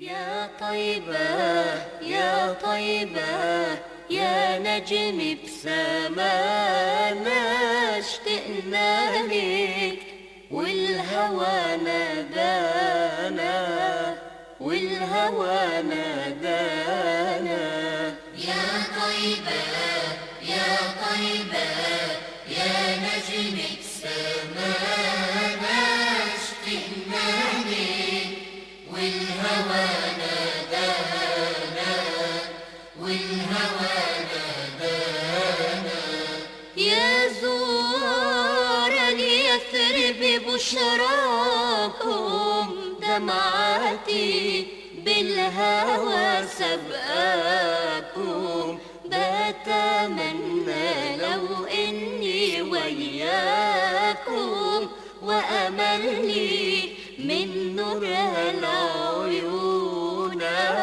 من نورها العيون يا طيبة يا طيبة يا نجمة سمانا اشتقنا لك والهوى نادانا والهوى مدینہ منورہ سفر جب آپ شروع کریں تو پھر وہی کیفیات، وہی جذبات ہونے چاہیے کہ عنقریب وہ مقام آنے والا ہے کہ جس کے لیے ہزار ہا بلکہ لاکھوں بلکہ کروڑوں دل ہمہ وقت تڑپتے رہتے ہیں، اور انہیں بسا اوقات اسباب میسر نہیں آتے، اور ہزارہ لوگ ایسے ہیں جو اسی حسرت کو دل میں لے کر اس دنیا سے رخصت ہو گئے۔ تو آپ کو اللہ تبارک و تعالی نے یہ موقع عنایت فرمایا، تو قطعاً بالکل کوئی وقت ضائع نہیں ہونا چاہیے، توجہ اپنے مقصود کی طرف رہے۔ آپ کا وہاں پر مقصد اپنے گناہوں کی مغفرت ہے، بارگاہ الہی میں مقبولیت ہے، اور بارگاہ رسالت سے جاری ہونے والے فیض سے فیضیاب ہونا ہے۔ لہذا جب آپ مدینہ منورہ میں داخل ہوں تو انتہائی ادب و احترام کے ساتھ داخل ہوں۔ یہاں پر بھی ہمیں یہی طریقہ رکھنا ہے کہ پہلے ہر اس چیز سے فارغ ہو جائیں جو آپ کی خشوع و خضوع کی راہ میں رکاوٹ بنے۔ لہذا پہلے آپ اپنے جائے مقام پر پہنچیے، غسل وغیرہ کریں، اگر آپ کو آرام کرنا ہے آرام کیجئے، اگر بھوک وغیرہ لگ رہی ہے تو اچھی طرح کھانا کھائیے، تاکہ آپ بالکل فریش ہو کر ذہن کسی اور جانب نہ جائے۔ اب آپ مکمل طور پہ بارگاہ رسالت کی جانب متوجہ ہوں اور حاضری کے لیے آپ تشریف لائیے۔ بہتر یہ ہے کہ آپ یہاں سے جانے سے پہلے ہی حاضری رسول صلی اللہ علیہ وسلم کے لیے ایک نیا لباس سلوائیے، اپنے ساتھ سرما رکھیے، خوشبو وغیرہ رکھیے۔ جب آپ پہلی مرتبہ حاضری کے لیے تشریف لے جانے لگیں تو پاک صاف کپڑے پہنیے، ہو سکے تو نئے کپڑے پہنیں، سرما وغیرہ لگائیں، خوب تیل وغیرہ اچھی طرح لگا کر خوشبو وغیرہ مل کر پھر آپ بارگاہ رسالت میں حاضر ہوں۔ یہ تمام اہتمام اللہ تبارک و تعالیٰ کی رضا کی خاطر ہونا چاہیے۔ اگر آپ اس اہتمام کو کریں گے تو امید ہے کہ اللہ تبارک و تعالیٰ آپ سے ضرور خوش ہوگا کہ آپ اس کے محبوب صلی اللہ علیہ وسلم کی تعظیم میں یہ تمام عمل کر رہے ہیں، اور تعظیم رسول اللہ عز و جل کو بہت ہی زیادہ محبوب ہے۔ لہذا ہو سکتا ہے کہ یہ آپ کے لیے بلکہ یقیناً باعث بلند درجات ہوگی، اور ہو سکتا ہے نجات کا سبب بھی بن جائے۔ اب جب آپ اپنے جائے مقام سے، رہائش کے مقام سے روضہ رسول کی طرف بڑھیں تو انتہائی ادب اور احترام کے ساتھ بڑھیں۔ آوارہ نظری ویسے ہی بری ہوتی ہے، اس مقام پر خاص طور پہ نگاہوں کی حفاظت کرے، کسی کی طرف نگاہ نہ اٹھے، بد نگاہی وغیرہ نہ ہو، بلڈنگوں کو دیکھنا، مقامات کو دیکھنا اور توجہ کا دائیں بائیں ہٹنا یہ مناسب نہیں ہوتا۔ مسجد حرام پہنچیں، جس بھی دروازے سے داخل ہونا چاہیں آپ داخل ہو سکتے ہیں، وسیع سنت کے مطابق سیدھا قدم رکھ کر اندر داخل ہوں، اور بہتر یہ ہے کہ 2 رکعت نماز تحیۃ الوضو پڑھ لیجئے۔ اگر آپ نے وضو کر کے تازہ آئیں تحیۃ الوضو پڑھیں اور 2 رکعت نماز تحیۃ المسجد پڑھ لیں، یا 2 نفل ادا کریں، دونوں نمازوں کی نیت کر لیں، دونوں ادا ہو جائیں گے۔ اب آپ سنہری جالیوں کے پاس حاضر ہوں، ادب و احترام کے ساتھ وہاں پر پہنچیں، اور وہاں پر جو آپ قرآن پاک کا حصہ پڑھنا چاہیں، درود و سلام پڑھنا چاہیں پڑھیں۔ اب مواجہہ شریف جو ہے، یعنی جو سنہری جالیاں ہیں اس پہ سوراخ بنے ہوئے ہیں، آپ ان کی طرف رخ کر لیجئے اور پہلے بارگاہ رسالت میں سلام عرض کریں، یعنی السلام علیکم یا رسول اللہ، یا السلام علیکہ یا رسول اللہ، کوئی بھی آپ کہہ سکتے ہیں، یہ سلام عرض کیجئے۔ اس کے بعد سیدنا ابو بکر صدیق رضی اللہ تعالی عنہ کو، اور اس کے بعد عمر فاروق رضی اللہ تعالی عنہ کو سلام کی نیت کیجئے، اور اس کے بعد شفاعت کا سوال کریں۔ اس طرح آپ عربی میں جملہ آتا ہے تو کہتے رہیں کہ اسألک الشفاعۃ یا رسول اللہ، اسألک الشفاعۃ یا رسول اللہ، کہ اے اللہ کے رسول میں آپ سے شفاعت کا سوال کرتا ہوں۔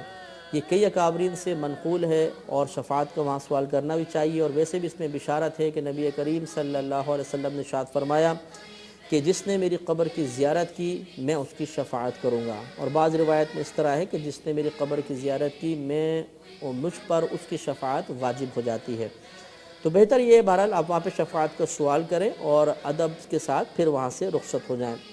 سنہری جالیوں کے بہت ہی قریب جانا یا ان کو چومنا یہ مناسب نہیں ہوتا، کیونکہ جس طرح حیات میں نبی کریم صلی اللہ علیہ وسلم کی زندگی مبارکہ میں آپ کا ادب لازم تھا، اسی طرح بعد وفات بھی آپ کا ادب لازم ہے۔ تو جتنے فاصلے پر ہم آپ کی حیات میں بیٹھیں گے اتنے ہی فاصلہ ہمیں اب بھی ملحوظ رکھنا چاہیے۔ تو ادب احترام کے ساتھ حاضری دیں اور اس کے بعد آپ روانہ ہو جائیں۔ نبی کریم صلی اللہ علیہ وسلم کا یہ جو روضہ انور ہے، یہاں سے لے کر اور آپ کے منبر اقدس تک، جب آپ مسجد نبوی میں اندر جائیں گے تو آپ کو یہ ایریا نظر آئے گا، درمیان میں جو حصہ ہے اس کو جنت کی کیاری کہا جاتا ہے۔ احادیث کریمہ میں منقول ہے کہ یہ حصہ جنت سے زمین پر آیا ہے، اس مقام پر عبادات اختیار کرنا بہت ہی افضل ہے، لہٰذا وہاں پر آپ نوافل وغیرہ ادا فرمائیں۔ روضہ رسول کے بالکل پچھلی جانب مسجد کے اندر ایک چبوترا بنا ہوا ہے جو اصحاب صفہ کا چبوترا کہلاتا ہے۔ صفہ چبوترے کو کہتے ہیں، تو چونکہ وہاں پر صحابہ کرام رہ کر بیٹھ کر حصول علم کرتے تھے، نبی کریم صلی اللہ علیہ وسلم سے فیوض و برکات حاصل کرتے تھے، اس لیے اس کا نام اصحاب صفہ رکھا گیا، اور وہاں جو رہتے تھے ان کو اصحاب صفہ کہا جاتا ہے۔ متبرک مقام ہے، لوگ وہاں پہ نوافل پڑھتے ہیں، آپ بھی نوافل ادا فرمائیں۔ اس کے علاوہ نبی کریم صلی اللہ علیہ وسلم کی اس مسجد مبارکہ میں 40 نمازیں باجماعت پڑھنا یہ بہت افضل ہوتا ہے۔ آپ وہاں پہ نماز ادا کریں گے تو انشاءاللہ عز و جل نبی کریم صلی اللہ علیہ وسلم کی شفاعت کا وعدہ ہے، تو وہاں پہ مسجد میں آپ نماز ادا کیجئے۔ اس کے علاوہ پھر جنت البقیع کا قبرستان بالکل سامنے ہے، آپ کوشش کیجئے کہ باہر سے ہی دعا وغیرہ مانگیں، کیونکہ آپ اگر اندر گئے تو وہاں پر اب جو ہیں وہ قبور وغیرہ مسمار ہو چکی ہیں، اگر آپ زمین پہ قدم رکھیں گے ہو سکتا ہے کہ کسی قبر پہ آپ کا پیر پڑ جائے، لہذا افضل اور بہتر یہی ہے کہ آپ باہر سے دعا مانگیں اور اپنے لیے، اپنے گھر والوں کے لیے قرآن وغیرہ پڑھ کر تمام صحابہ کرام کو ایصال ثواب کیجئے، یہ افضل ہے۔ اس کے علاوہ آپ احد پہاڑ پر بھی حاضر ہوں، وہاں پر حضرت امیر حمزہ رضی اللہ تعالی عنہ اور دیگر شہدائے احد کے مزارات ہیں، مسلمان وہاں پہ حاضر ہوتے ہیں، آپ بھی حاضر ہوئیے اور قرآن پاک پڑھیں، ان کو ایصال ثواب کریں۔ کوشش یہ کیجئے کہ مدینہ منورہ میں بھی آپ کا کوئی وقت ضائع نہ ہو، بلکہ کثرت کے ساتھ آپ دعائیں مانگتے رہیں، درود پاک پڑھتے رہیں، اذکار الہیہ کریں، ذکر وغیرہ کی محافل ہوں اس میں ضرور شرکت کریں، کہ نبی کریم صلی اللہ علیہ وسلم کا فرمان عالی شان ہے کہ مدینہ منورہ میں ایک نیکی 50,000 نیکیوں کے برابر ہے، لہٰذا وہاں پر وقت ضائع کرنا بہت بڑی محرومی کی بات ہے۔ یہاں پر بھی جب بھی آپ مسجد میں داخل ہوں تو ضرور اعتکاف کی نیت کر لیا کیجئے۔ اس کے علاوہ یاد رکھیں کہ مدینہ منورہ کا ادب ہر لمحہ ملحوظ رہنا چاہیے، بیجا مطلب ادھر ادھر تھوکنا یا گندگی پھیلانا یہ بالکل مناسب نہیں ہے۔ امام مالک رحمۃ اللہ علیہ کی عادت کریمہ تھی کہ آپ نے اپنی حیات میں کبھی بھی مدینہ منورہ میں استنجا وغیرہ نہیں کیا تھا، آپ ہمیشہ مدینہ منورہ سے باہر جاتے تھے اور پھر آپ رفع حاجت فرماتے تھے، اور مدینہ منورہ میں آپ کا یہ اپنا ایک ذوق، اپنا شوق، اپنی محبت رسول صلی اللہ علیہ وسلم تھی کہ کبھی بھی آپ نے جوتے نہیں پہنے۔